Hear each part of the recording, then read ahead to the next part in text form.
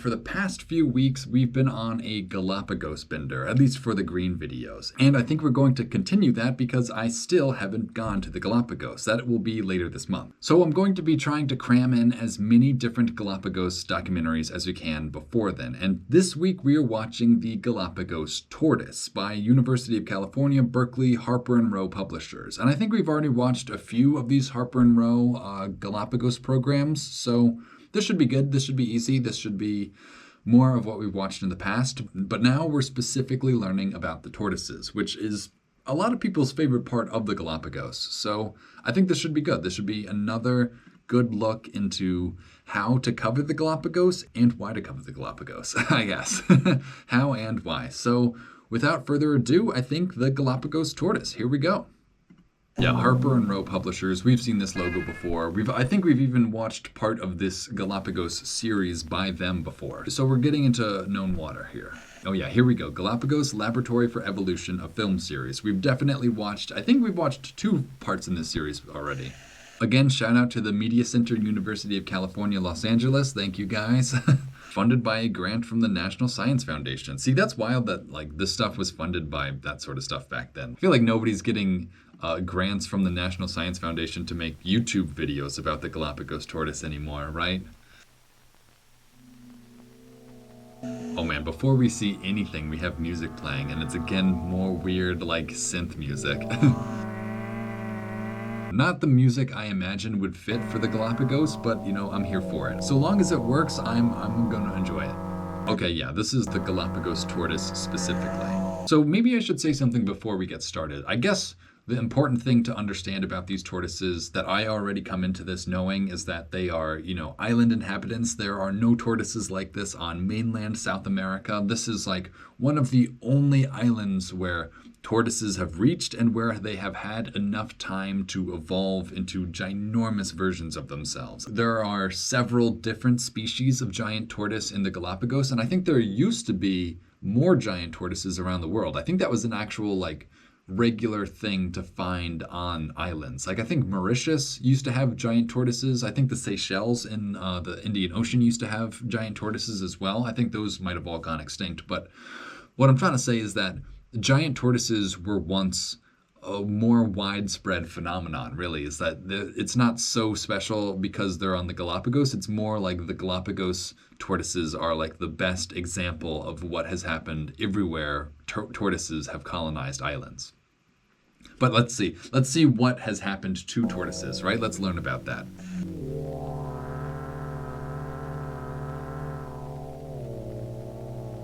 Tortoises and turtles are among the most ancient of terrestrial vertebrates. Forms morphologically similar to those still living were present before the age of dinosaurs.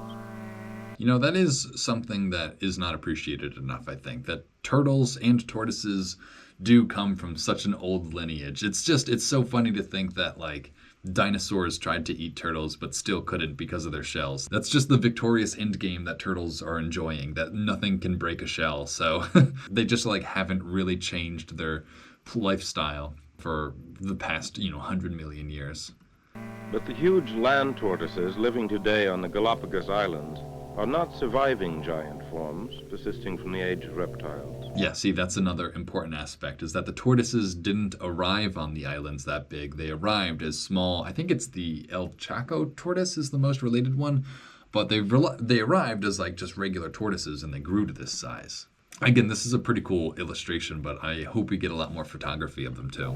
Rather, they are new giant forms derived from small continental... Hang on, what year was this? 1972? So these tortoises could literally still be alive too. These might be young kids that we're looking at. They might still be on these islands. Types which have reached these islands in the relatively recent past.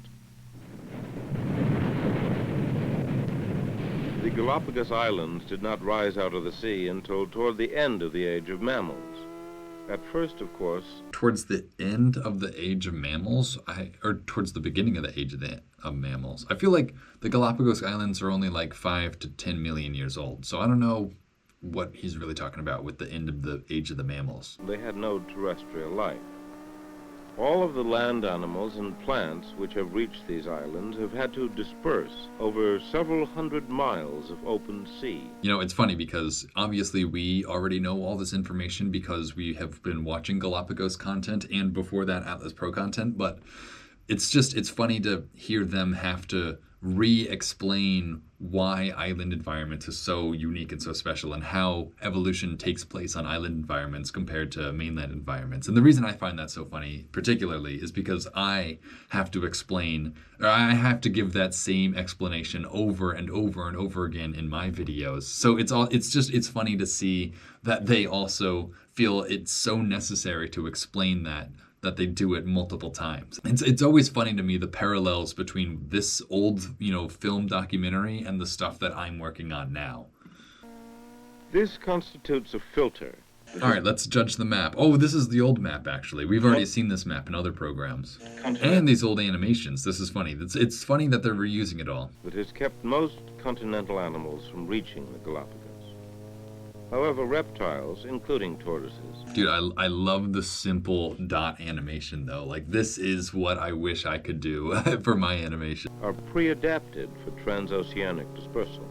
Because it's so simple. It's just a moving dot. Like, I don't know. I feel like nowadays there's so much pressure to make your animations, like, pop. Whereas this is just, there's no popping. It's just very simple. And because it's simple, you actually get to understand. I don't know. It's a different paradigm, or it's a different mentality for animation than what animation is today. My animations, like, you have to keep them moving all the time or people get bored. But it's nice to see animations for a time when people didn't have such short attention spans, I guess. Because of their extremely low metabolic rate, they can go without food for weeks at a time while drifting on a natural raft or floating across the open sea.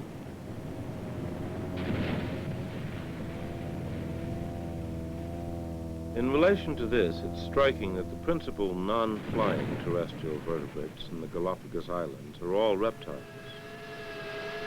Dang, that was a crazy shot of this marine iguana emerging from the froth.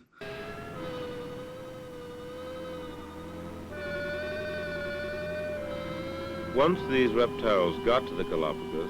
See, that is the hard part of, like, showing island evolution is, like, you can show the things that are on the island now, but they don't illustrate the evolutionary history of it. Like, you want to show the original lizard that arrived and then, like, all the steps along the way, but you can't. You can only show the end product. It's harder to show the process of island evolution than it really is to just show you the effects, like showing you the process. But the process is always the part that you want to show people, but it's also the hardest to actually come up with a visual to show. They found a new matrix of selective forces. Just like here, we're talking about like the ancestors of these animals, but we're just watching the modern day equivalents of them and trying to imagine how it would have been like. And ecological factors, which allowed them to change, or indeed favored evolutionary change in them.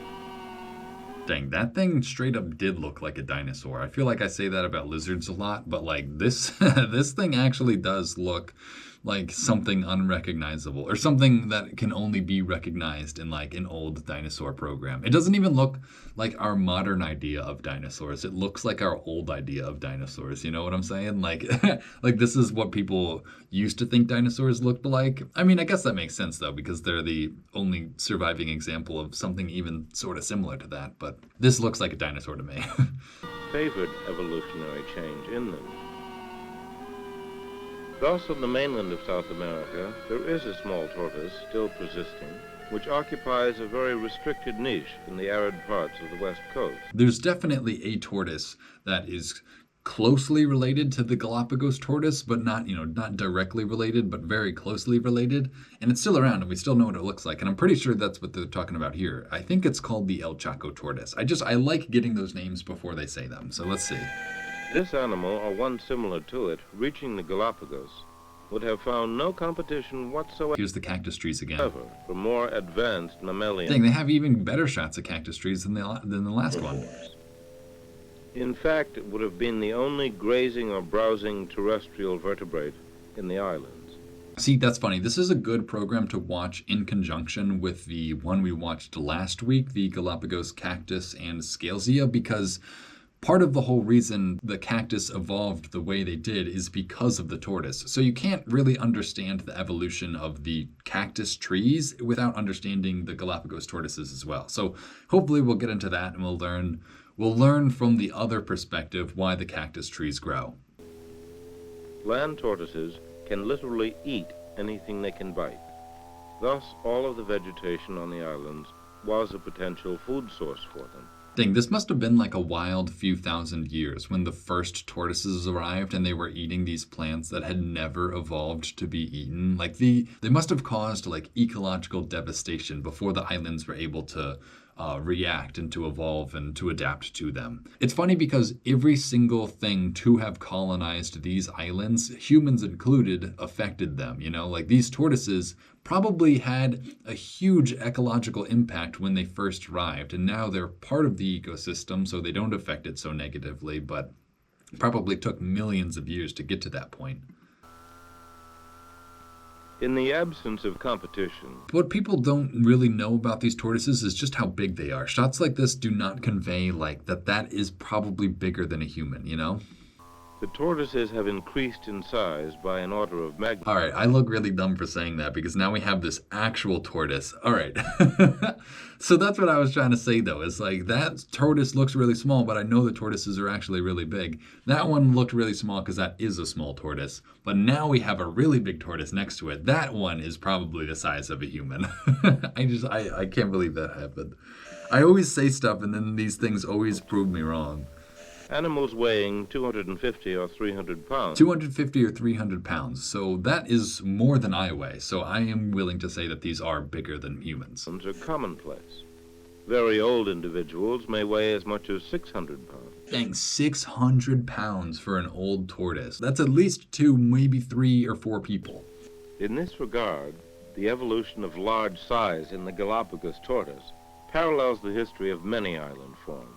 So they're bringing it up. I clicked too late. I already see the still for the dodo, so they are going to bring up the Mauritius tortoises, totally. Other examples of insular... It's so funny, though, that the very first example they're going to give of an island animal driven to extinction is the dodo, because that is the exact same thing that I did when I first started on Atlas Pro. That's the first island animal I ever talked about as going extinct, and the reasons why behind that. But it's just funny that even then, even all the way back in the 70s, like this was still the go-to example of island extinction. Gigantism include the dodo. And island gigantism. They're not even talking about extinction yet. They're just talking about gigantism. That's giant funny. Pigeon of Mauritius. The giant land tortoises of Aldabra in the Indian Ocean, and the Komodo dragon, a giant monitor lizard of the East Indies. Other things being... Yeah, see, that's a less common example people give, the Komodo dragons, because they are on an island, but they're also on an island surrounded by other islands that are maybe attached to a continent. It's hard to tell like the full extent to which all of these evolved under isolation versus just, you know, evolution purely for evolution's sake. But I don't know, it's still good that they're giving examples. It's funny to see them try to describe island gigantism because, again, that's something that I have literally had to describe and illustrate through visuals and audio and writing all at the same time. So it's funny to get to see someone struggle with the same challenges I struggled with, but from a very long time ago, and to do it a very different way than I would have done it. A lizard of the East Indies. Other things being equal, size is advantageous for a vertebrate because size enhances mobility. This increased... That's pretty ironic, though. Size enhances mobility. I don't actually know if that's true in the case of this tortoise. Like, they seem to have a lot of trouble moving around on these rocky surfaces. Mobility may have been of critical importance in the Galapagos. But what do I know? This might be the fastest moving tortoise I've ever seen, though. Because of the scattered nature of edible vegetation on most of the island. Populations of tortoises developed on most of the larger islands of the Galapagos archipelago. Dang, that's so funny that some of these are still under their old names, like Chatham, that's San Cristobal, I think. Albemarle, that's Isabella, Narborough, that's Ferdinandia, something like that. It's funny to see that some of these islands have actually had their names changed, and it's just funny to get to see their old versions. These populations were isolated from one another and evolved into separate races, distinguished primarily by variations in the shapes of their shells. See, that's also so interesting. It's just that, like, these same tortoises were present on all the islands, but because they were even isolated from each other, they also evolved into their own species. It's just, again, that's island biogeography for you, but it's so cool to see it in action, I guess. That's what makes the Galapagos specifically so fascinating to study. It's just the visual examples of evolution that you get to have from these, from all these amazing animals. The extremes are a dome-like form and a saddleback form. Dang, look at it just bust through this brush. Like, I wonder how, like, powerful they are, Like, could they knock me over, or could I just knock it over? Again, like, I want to see a human in the scale of this because I don't actually know them well enough to know how big this is. I've seen giant tortoises at like zoos and stuff, and like they are absolutely ginormous. Like they absolutely dwarf you when you're actually standing next to them. So I wish we could see like a person behind this just to know how big this actually is, because I think it's easy to just think that this is like a turtle when it's not. Like this is a ginormous tortoise. But also it does still look like it's having problems moving around. Like it doesn't look like it has the most mobility ever. But I guess it got through just fine, so what am I saying, Dang, look at that neck, though. That's a very long neck. I feel like I already mentioned that on the cactus and scalesia, but their necks are also, it's like they're becoming like giraffes, because it's funny that their necks are kind of growing longer because every single time they eat something from the cactus trees grow a little bit taller to avoid that. And so in order to continue eating, their necks need to grow longer and longer. So the longer of the neck the tortoise has, the more evolutionarily successful it'll be. And it's funny to see that they are only kind of like halfway along the path of getting a really long neck. Like I feel like in a few million more years, these tortoises might have had like straight up like giraffe necks. And wouldn't that have been crazy? Herman Melville, writing of his visit to the Galapagos in 1841. They do sort of just look like people with backpacks on, though, which is also really funny. That these tortoises are the victims of a penal or malignant, or perhaps a downright diabolical enchanter, seems in nothing more likely than in that strange infatuation of hopeless toil which so often possesses them.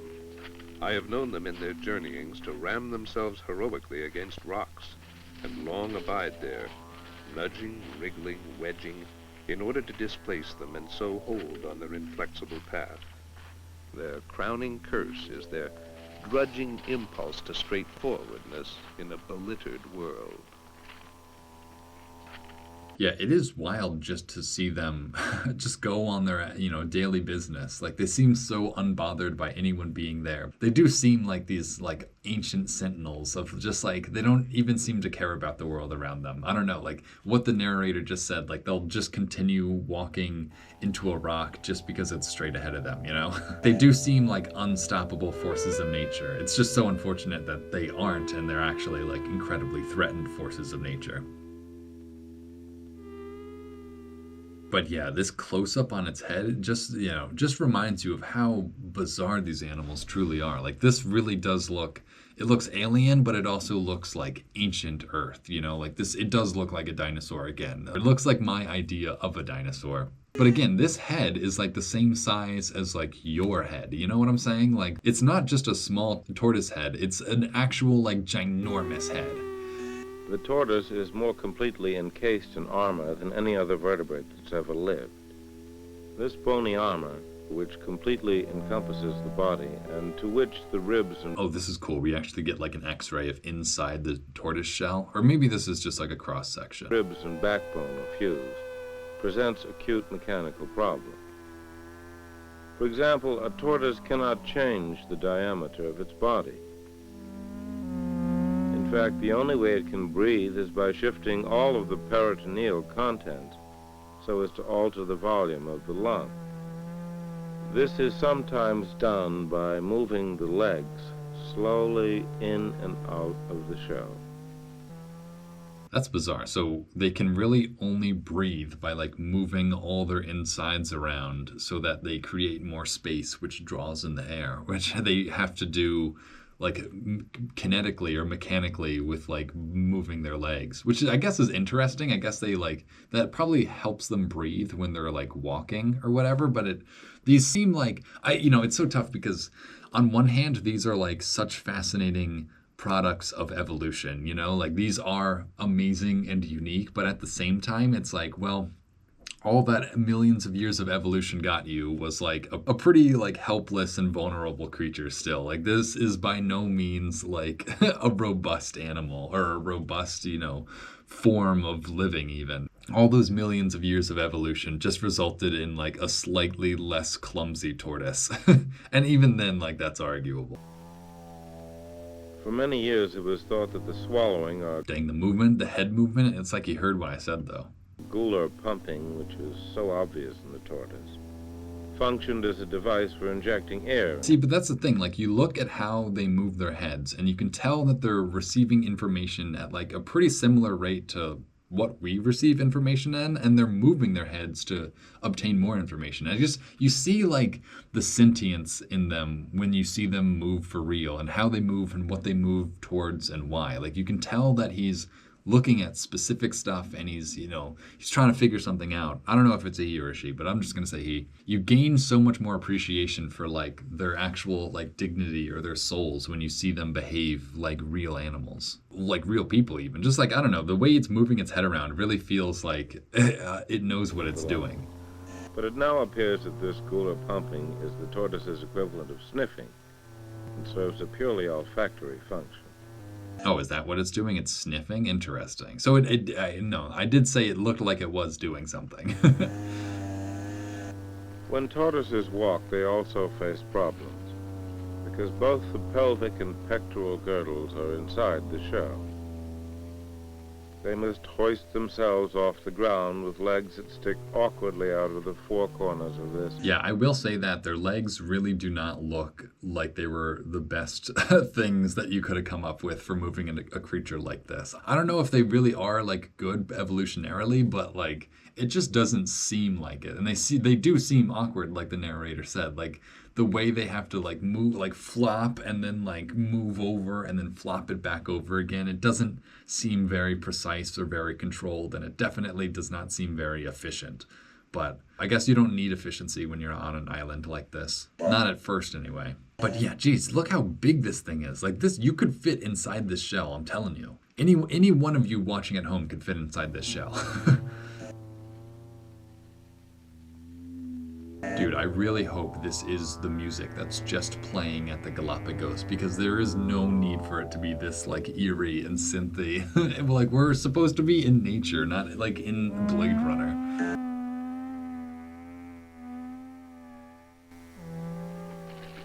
In association with their very low rate of metabolism, tortoises can go for long periods without food or water. When food is available, they lay down enormous deposits of fat. When water is available, they are well hydrated, and it has been suggested that they can actually store excess water in their urinary bladder. Dang, that turtle just looked like it was face down in a puddle. Did you? Did you see that? It was motionless in the water. That's a little concerning. They may stay in the water for days, just soaking, before they return to shore and to their feeding. You know, it must feel so nice entering the water as a tortoise, right? Like the second you have the water like holding your weight up, it's probably so much easier to walk. You know, I bet their necks are so long that they can go deeper in and still like breathe. I bet these tortoises love spending their time in the water. From the diary of George Little of the ship Dromo, May 11th, 1807. Our 5 boats were all hoisted out at daylight, and 60 men went on shore with the intention of making 2 parties. one to take to. Oh gosh, yeah, here we go. This is the story of the first encounter and why there aren't all of the Galapagos tortoises left. Why only some of the islands still have tortoises. Tortoise and the other turtle. Oh yeah, I don't like this frame. We succeeded beyond our most sanguine expectations, having taken upward of... Oh gosh, look at them. Yeah, see, like I know it's just a drawing, but even the drawings, I can picture like how horrific this must have been in real life. 20 fine large turtle and as many tortoise. Wasn't I saying this just the other day too? How like it really is sad that like these millions of years of evolution were like completely eradicated over the course of like a couple of days by a few sailors. I mean, I don't know if they destroyed an entire island or anything, but they definitely destroyed a lot of populations. Just, in one day or 1 week of restocking their ships, they wiped out like entire populations of these things. Some of which were of immense size, weighing from 50 to 300 pounds. These creatures are the best... These are some really great illustrations, though. I've never come across these illustrations, even in my research for the Galapagos. So, whoever did the research for this, pretty good. They also do a good job of illustrating, like, what was going on. Fresh sea stock. And what was going on. Fresh sea stock that can be procured, because they may be stored for months without food or water. Oh, geez, is this a real photograph? Dang, see, that's depressing. And when prepared for cooking... I hope this doesn't get me demonetized either. ...will be quite as fat as before. These look like sea turtles. They don't look like the tortoises we were looking at a second ago. Am I crazy or is that true? Like, do these not look like the tortoises we were looking at? First the buccaneers, who preyed on Spanish treasure ships. Later the sailors of the Pacific. First are the buccaneers who preyed on Spanish sailing ships. So that's interesting. The first people to really start engaging in the Galapagos like colonization, I guess, were like buccaneers, or what were essentially pirates, which is interesting. Again, it's sad. It's sad just knowing how willing pirates were to loot and rob and pillage for their own good. I don't think these tortoises had much of a chance against them either. It's sad to think that they were stealing treasure from the Spanish, but also treasure from the Galapagos. And they were stealing treasure from like nature itself in a way. Whaling fleet carried off hundreds of thousands of tortoises from the Galapagos Islands. Hundreds of thousands of tortoises, mind you, all right? Like, I'm pretty sure there's only like 100 of these things left. But at the time, like, that's what's so bizarre. It's like, I think of these tortoises as like these rare and like magnificent creatures, but it seems so different to imagine a world where there are just too many tortoises on an island, like hundreds of thousands of tortoises. That's hard to imagine, really, especially with how big they were. I don't know if that number is even true. I don't even know if there ever were 100,000 tortoises on these islands. I would not have guessed that. I would have guessed there might have been like 1,000 on each island or something, but not hundreds of thousands. That really is just wild. By the end of the 19th century, settlers were invading the highlands where sailors had rarely gone, slaughtering tortoises. See, again, like this is just like, I don't know, this is so depressing. It's like they really just didn't need to do that. Like they had better ways of acquiring food that they just did not need to hunt these tortoises to extinction. It's so sad because you just know the tortoise wasn't able to fend for itself at all. It was just totally a lamb for the slaughter, really. For the valuable oil which could be rendered from their fat. Naturalist Rollo Beck, writing in 1905. 1905, a naturalist in 1905. Let's see what they had to say. While at the ranch, where nearly 50 men were at work, we were amazed at the reckless and heartless manner in which some of the natives destroyed the tortoises. That's the irony of it, too, is like the people who first get there develop like a culture around, eating the tortoises, and then they pretend like they've been doing it their whole, lives, which I guess they were, but it's sad that like, I don't know, they got comfortable killing the tortoises because that is all they had ever known on these islands. How did they not see that they were becoming more and more limited? It's just so sad. Like, look at all of these tortoises. Like, that's like a full zoo's worth of tortoises now. The proprietor informed us that only the males were killed, but we noticed that the working people make little distinction in the sexes when killing for food. See, that's another thing that I feel like we just don't really know much about is the people who were living in the Galapagos. Like, obviously we know about the animals of the Galapagos and the study of it, but the actual human societies that arose that depended on Galapagos tortoises. It just feels so crazy that there were even enough people here to be relying on them as a food source, you know? Like, I see these islands as like uninhabited, but I guess it's important to remember that they were inhabited for a certain point and still are. They're just not being actively colonized anymore. To show what has already been done. Jesus Christ, oh my God, look at this. Look at this carnage. I almost feel like I shouldn't show this, but that's part of the value of these programs is images like this of just all this, you know, all these body parts of all these tortoises strewn about, just like showing you the true scale of ecological devastation that was taking place here. Like, I don't know how many tortoise shells we're looking at, but this is definitely like one full population of tortoises, you know? Like, this could have been all of the ones on this one island. Done by oil hunters. I took 2 photographs at the waterhole, where lay the largest Jesus, he took 2 photographs and this was one of them? Number of tortoise skeletons. There were about 150 skeletons at this pool, and a half a mile away in another depression were about 100 more. It's so disheartening to hear just how many of these amazing creatures there were and just, you know, what we did with them.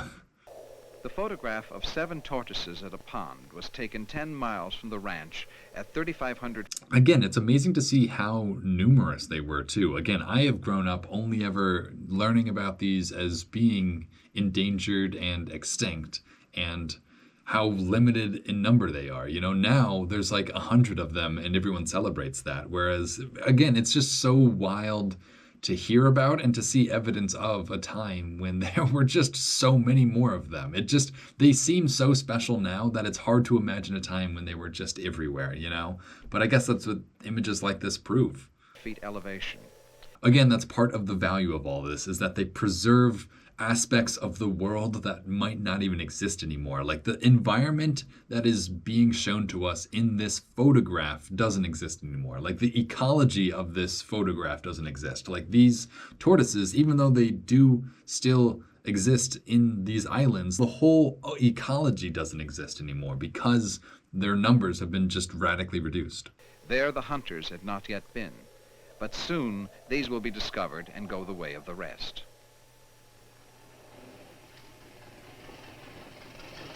Now that man has established placental mammals on the Galapagos, the surviving tortoises find themselves in direct competition. Oh yeah, and that's something that we haven't even mentioned either, is that like the humans hunting the tortoises might not have even been like the worst impact on the tortoises. The other things that impacted them were the animals they released. Namely, I think it was the pigs and the rats that ate any of the tortoises' eggs. It might have been dogs that hunted them too, but I think the pigs and the rats were really eating the tortoise eggs, and that kind of just made it impossible for them to reproduce, which led to their extinctions as well. With the very grazers and browsers. Yeah, not to mention all the land that was cleared for cattle. Like, that's a completely different issue than the ecological impacts of invasive species. Like, we all know that clearing land for cattle grazing is definitely going to have environmental impacts. It's just so sad that we used the Galapagos for cattle grazing. It's like there are so many more, and there's so many better places for that than the Galapagos. Browsers whose absence from the Galapagos made possible their spectacular evolution. On some of the islands, like Barrington, feral... Like, I feel like this is something that people are going to watch like hundreds of years from now and think like, how were people that foolish? You know, how were people so self-involved with raising cattle that they didn't realize they were destroying these environments that were going to sustain their cattle anyway? It's just ridiculous. I don't know. I didn't realize I was going to get so upset by watching this. Goats have simply removed the food on which the tortoises depend. Not only do these placental mammals move more rapidly than tortoises, but they are more efficient as grazers. Tortoises have no... Yeah, that's even something else that I didn't mention. Not only the predators from the invasive species and from humans predating on them, but also the competition from the other grazers that were introduced, like goats. Again, like they were assaulted pretty much on all sides, ecologically speaking at least. There were new predators, there were probably new diseases, there were probably all sorts of things that they had to compete with. It's just, you forget how pristine their environment was before, and then how many threats truly arrived all at once. Teeth to grind their food, and their digestion is both slow and ineffective. 2 to 4 weeks is required for food to pass through the gut of the tortoise. but tortoise droppings still contain a great deal of fibrous material, whereas with the wild donkeys, for example, the digestion is far more rapid, the breakdown of plant fibers is much more complete. Man also introduced predatory mammals to the Galapagos. See, that is wild that like goats were just way more efficient. Again, that's part of the difference between island animals and mainland animals is the mainland encourages the evolution of the most robust and most efficient animals, and these islands kind of do the opposite. They encourage the evolution of very peculiar, very unique animals. And I know a lot of people would argue, well, if the goat is more, equipped, if the goat is more evolutionarily strong, then shouldn't it, replace the Galapagos tortoise? And the answer to that is that goats can't swim across the Pacific Ocean to get to the Galapagos. The only way they got there is by humans. It's not like a one for one. It's not like, oh, well, if goats would have replaced the Galapagos tortoise anyway, then, who cares? It's like, well, goats never would have gotten to those islands. It's just like you can't use nature to justify your changing of nature. Like you can't say, oh, the goats are fine, so we can just let them destroy all this. You can't have your cake and eat it too. You can't say, well, it doesn't matter, but also let's bring them and destroy everything. Including the domestic rat. Yeah, this is another thing that I hope they probably won't speak on, but the Galapagos already had rats. They had rice rats, which were very unique, very special. They were some of the only mammals to have ever become distributed onto islands, besides like bats and stuff. They were the only like terrestrial land animals to have ever arrived on isolated islands. But the rats that were introduced had no pre-established ecology, no pre-established communities to go off of. They just had, eggs to eat, really. I think the rice rats were evolved with the tortoises to just let them stay. The female tortoises lay their eggs in holes in the lower and drier parts of the islands, pack earth over them, and then return to the highlands. Rats and other predators cannot attack the armored adults directly, but they do dig up and destroy them. Again, people are going to say, like, well, if the rats are capable of doing this, then, like, evolutionarily, shouldn't they just do it? Like, why are we spending effort protecting these tortoises that can't even protect their own eggs? And it's like, it's a frustrating, argument, because they could have if they were just left alone. But, if you just change the conditions of their environment, like, no animal is going to be able to adapt to every change in the environment. And we might not see adding rats as a huge change to the environment, but obviously to them that is an absolute like paradigm shifting change of their environment, is to have a predator when they didn't have predators before. It completely alters the ecology of the islands to have these animals. I don't think it's a fair argument to say, well, if the rats are capable of doing it, then it's really the Galapagos tortoise that's, time is limited. But I don't like that argument. I know people are going to make it, so I'm trying to hit on it, but I don't even know if that's a good counter argument. The eggs.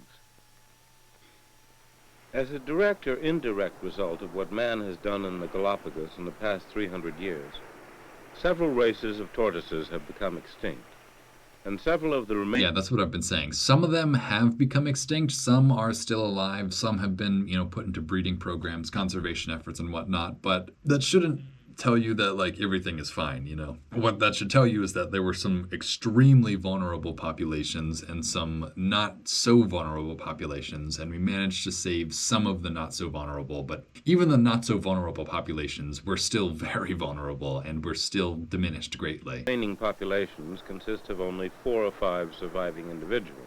4 or 5 surviving individuals for an entire species. Like, imagine that. When you learn environmental science, you learn about something called an evolutionary bottleneck, and that's when all of the genetic data for an entire species falls down onto the shoulders of just a few individuals. And this is like the textbook example of a evolutionary bottleneck, when the total number of individuals in an entire species is, countable on one hand. The only genetic diversity that even exists within that population is between those specific few individuals. It's a crazy thing to imagine, a whole species coming down to just a few individuals. Luckily, conservation efforts were in place that, like, at the very least, those were, protected and preserved and helped to continue breed. I think the population is recovering. I don't think it will ever fully recover, and I don't think we will ever get the lost species back again. So even though, this is another argument people make that, like, oh, well, they're protected now, so no harm, no foul. But you have to remember that so much of that population was lost, so many species were lost, and so much of the diversity within the species was lost as well, that you can't just say nothing was lost because some individuals are still here. Even if they were still here, they could be so much more vulnerable to any sorts of threats because of the bottleneck that they went through. I hate all the arguments where people try to excuse any of this. I'm trying to counter those before they even happen. Starting in the early 60s, the Charles Darwin Foundation established a tortoise preserve on Santa Cruz Island. This preserve includes a hatchery and nursery for tortoises. In Duncan Island now it's only full-grown tortoises. When we saw, we was afraid their breeding condition was to stop one moment to the other. And for consequences, one of the race is going to be extinct. Dude, I just want to pause for 1 second. Just look at the watch that this guy has. I'm just curious how we got that watch.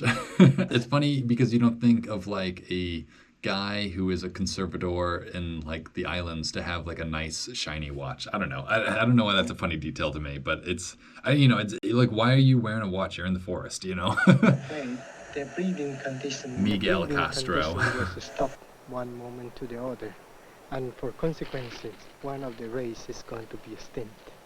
How old is the youngest tortoise there? The youngest tortoise, what I found in Duncan Island, can be over 60 years. It's only one. The youngest tortoise is 60 years old. That's only wild. One. The thing is, that's something that I didn't even think about, but like they are so long-lived that like they could have failed to breed for like 60 years and still be around. Like there could be a 60-year gap between the oldest individuals and the youngest individuals in a population. Again, because of the bottleneck. Like that's fortunate that they are so long-lived that we had a chance to even preserve them, but it's also wild that they were probably still mating and reproducing. They were just having all their eggs eaten for like 40 straight years. I wonder if the tortoises themselves like interpreted that. I wonder if they like were even conscious or aware that like none of their efforts were being successful. I wonder if they were aware of any of that at all. After 2 years we was discovery. The rat destroyed completely the small tortoises after hatch out from the nest. Then only the solutions was to step out to help artificial this breeding, and then after we was looking for the nest, count the eggs and so on, we bring into the station where the young is coming out.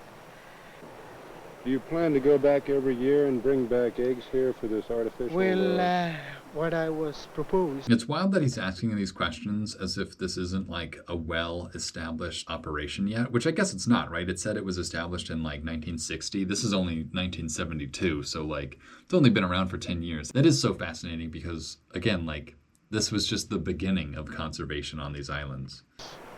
To work these, like literally the guy he's interviewing right now is probably like the lead, tortoise conservator of this era. until we have about over 100 young ones. I hope young ones. I like how he said young ones. Young ones. in the next year I pass over 100 young ones. Our plan is about 6 months before we release. We try to use... Dude, this is a good macro shot, though. You're getting, like, even the texture of the tortoise's skin. This is a really good shot.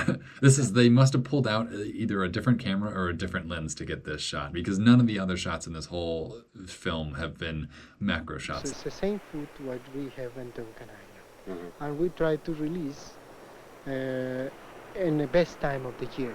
That means after the rainy season, when it's not so hot and there's lots of food. And you think that if there are enough tortoises breeding on Duncan Island that they will keep the population up in spite of the rats? Well, I doubt of that, because the rat is an animal which has never stopped eating, you see. Yeah, see, that was a pretty foolish question, I feel like, to answer. Like, without getting rid of the rats, there is pretty much, like, no point in doing any of this. Like, if they're just going to keep eating their eggs, then, like, it doesn't even matter if these tortoises got to adulthood because their eggs wouldn't survive either. I don't know what the solution is because how do you kill every rat on an island? And they have this habit to eat the young tortoises. Even they don't eat, they want to destroy it. This is what I am afraid. Only the solutions can be to find a way to exterminate the rats. All right, see, that's how you know the guy talking knows his stuff, because he knows what the solution is. And there is no amount of conservation or, breeding that can reverse the amount of damage invasive species have done on this island. That is the primary cause of these extinctions. So without solving that, there's no point in conservation, which I think they have done, at least since this was made. I know I said this previously, but I think they got at least like all the goats off of some of the islands at least. I don't know about the rat. Because another way, we don't want those tortoises to be completely destroyed.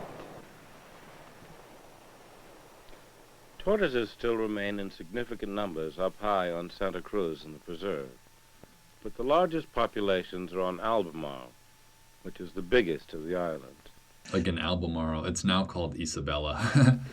On Albemarle, there are separate subspecies of tortoises on each of the 5 volcanoes which constitute. See, that's wild. There's subspecies on each of the 5 volcanoes, too. That's just the island biogeography, like, perfect case scenario. Like, they're not even isolated on islands. They're isolated on the montane section of an island. The different montane forests on one island were enough to isolate these populations into subpopulations.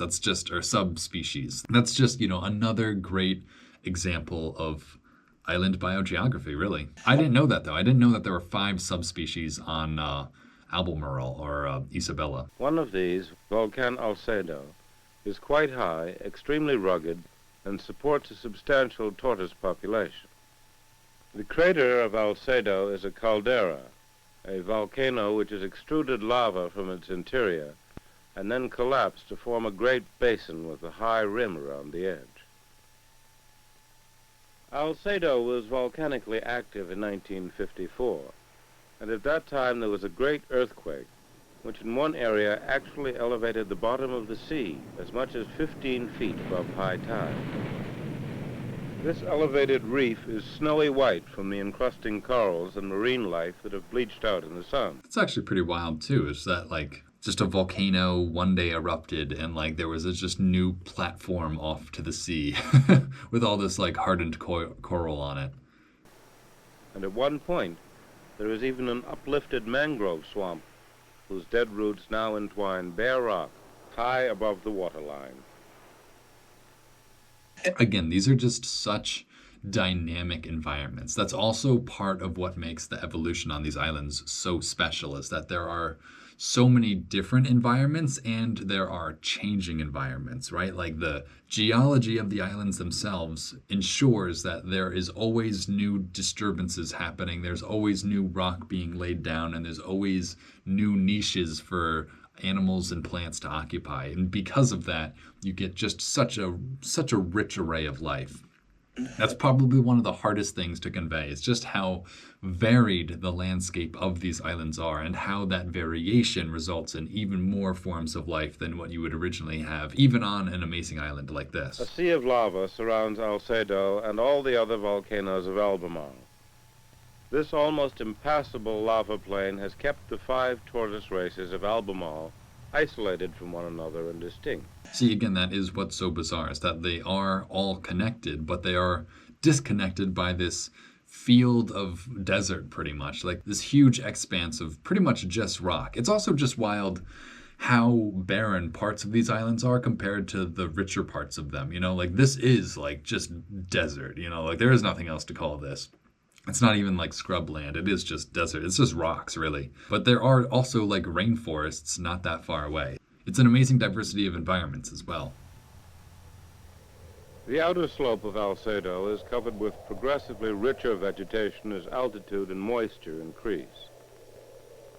As on all the islands, the tortoises have long since... Yeah, see, that's something that people don't get too, is that, like, you go up in elevation, you get wetter. People think, why aren't there plants right next to the coast or the water? And there's mangroves and stuff, but, like, why are the lands immediately adjacent to the beach, like, just desert and cactus? And it's because the rain only falls where it's higher up. You might get, like, blow off, or you might get, like, sea spray from the coast, but you really only get rain from, like, the peaks of these mountains. disappeared from these lower slopes.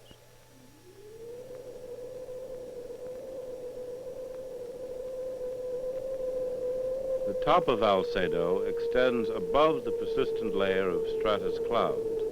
Yeah, see, that's the thing, is like the mountains are so tall that the tops of them are above the clouds, and that means around the edges of them are in almost constant contact with the clouds or with moisture or with air moisture. So there's a part of these mountains that are just receiving water nearly constantly, and there's another part that never receive water. Again, it creates such distinct and such, juxtaposed environments right next to each other. You will have a rainforest, and at the bottom of the hill you will have a desert. It's another world out there, man. The southeast trade winds that blow for about half the year carry in cool, moist air from the sea, causing the clouds to stack up against the mountain.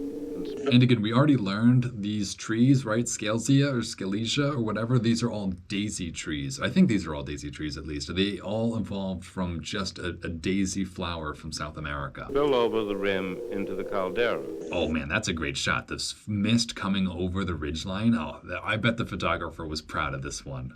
I bet they woke up early or something to go hike and get this shot, and they were proud of it. Totally. Look at this shot. You can't even see any of the trees or anything, but it's still a great shot. Like, this is the majesty of scale at work here on this shot. Along this rim, the moisture of the cloud cover supports a plant association, which really could be called a cloud forest. Yeah, that's what I was going to say earlier, a cloud forest. It's the part of the mountain that is almost always in contact with clouds just because of its elevation. But again, it's tough to say because these forests are still rather dry. They have dry seasons. They aren't always in water. The clouds come and go, obviously, but when the clouds are there, they are in direct contact with the vegetation and the ground. So they are like cloud forests, but they're not like as rich as like a Costa Rican cloud forest that has rainy conditions literally 365 days of the year. These are like cloud forests probably like half the year,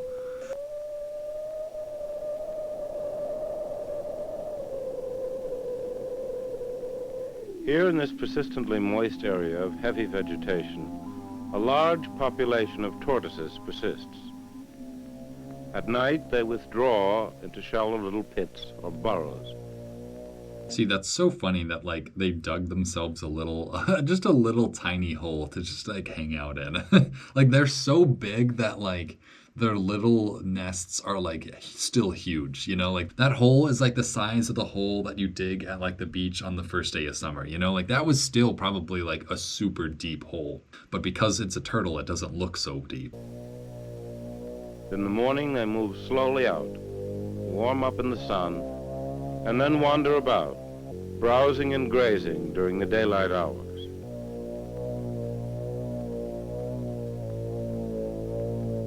The rim of the caldera is a full day's walk from the ocean. It's too far for the tortoise hunters to have come, and these animals have rarely or never been disturbed by human beings.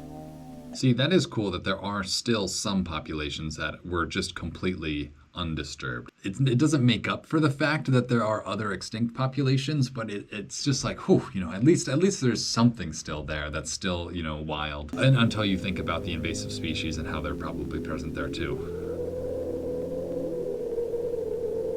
The caldera, or collapsed lid of Alcedo, has produced a basin 8 or 10 miles on one axis and 6 or 8 miles on the other. As the southeast trades sweep over the... Dang, another great shot. This might be the same shot, just zoomed out or something, but like, again, props to whoever got this shot. Rim of the volcano and drop down into the caldera, They're heated. Like, you even got the moving of the fog. Like, I know the camera isn't perfectly still, but you can even still see, like, the movement of the air, which I would imagine this would have had to have been a time lapse, but I don't think it is. I think it's just the real-time movement of this air. And the reason you can see it is because it's just so big, you know? Like, you can actually see the air going up this mountain, or going down the mountain, I should say. They're heated by compression. The clouds evaporate, and the floor of the caldera is a desert. See, if I get a shot like this when I'm there, I'm gonna be so happy, because this shot is what like illustrates that like layering of moisture on the islands. It's like the mountain, you can see it just in the corner, this mountaintop in the clouds, and in the bottom just sand.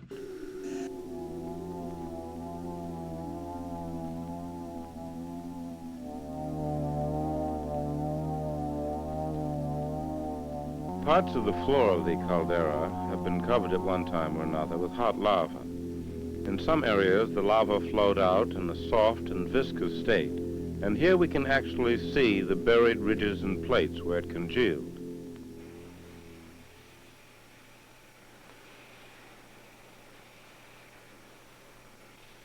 The caldera is still very active volcanically. All along its southern edge, there are fumaroles and vents, with hot volcanic gases coming out. In many places, the ground is uncomfortably hot to the touch.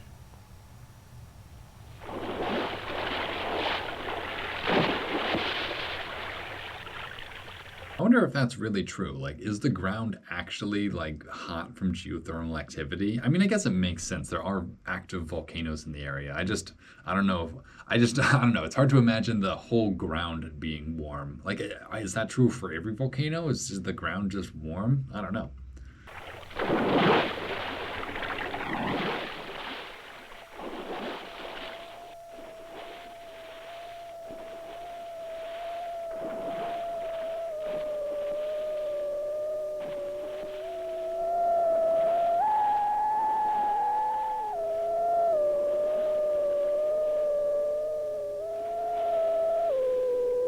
Dang, I love these zoomed out shots that zoom in. Like, I hope this is a tortoise right here.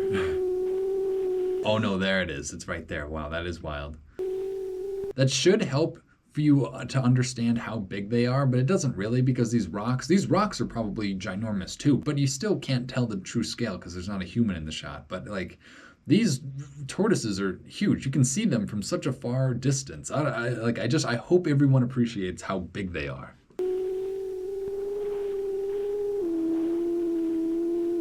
Oh dang, look, there's a whole bunch of them too.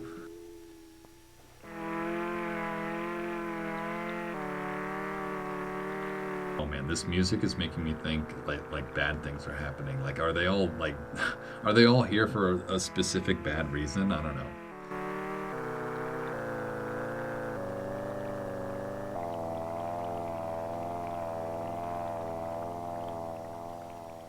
Yeah, I guess they're all just chilling. They're not like hurt or anything. That first one looked like it had some problems or something, but these just look like they're hanging out. The principal source of water for the tortoises on Alcedo is an overflow pool below a large geyser. Some of the tortoises spend their time here permanently.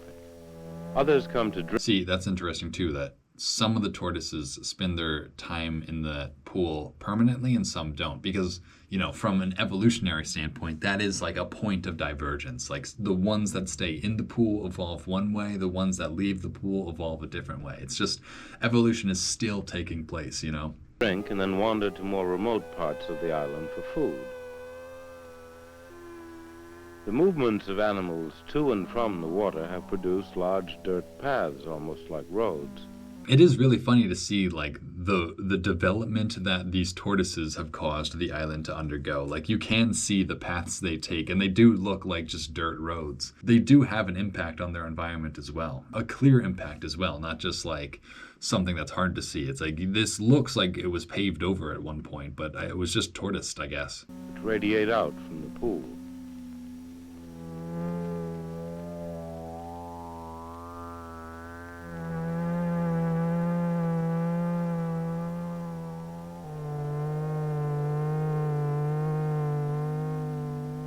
Oh man, it looks like we're about to watch like a battle or something.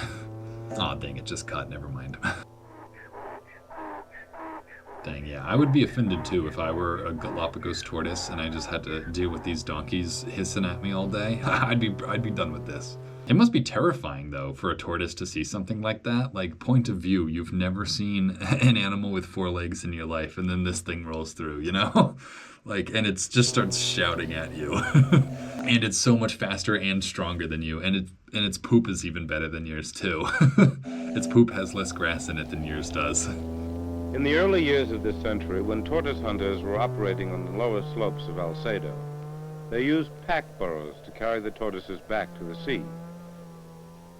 Some of the burros apparently escaped, and their descendants persist and thrive in the caldera as herds of wild donkeys. The burros on Alcedo, like the goats on other islands, represent a severe challenge to the survival of the tortoises. In the long haul, even if man does nothing, as long as these placental mammals persist, the future of the tortoises is very dim indeed. Yeah, I'm not even sure exactly how those donkeys or whatever they were, I don't know how specifically they affect the tortoises, but I can imagine just by them running around, they could like stomp on, baby tortoises or anything of that sort. They could definitely compete for food with them as well. They didn't outline exactly how, but again, I feel like we've already been over that, so that's fine.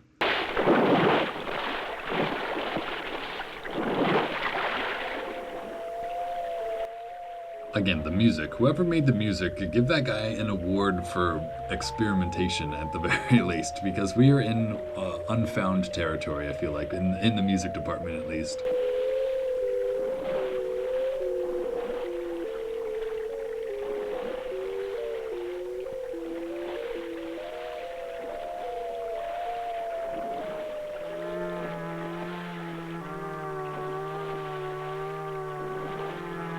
Oh, is that the end? Are we getting credits, or is there going to be any more? Series Scientific Advisor. All right, huge shout out to George Bartholomew, Professor of Zoology, UCLA. I feel like he's the actual guy behind all of this.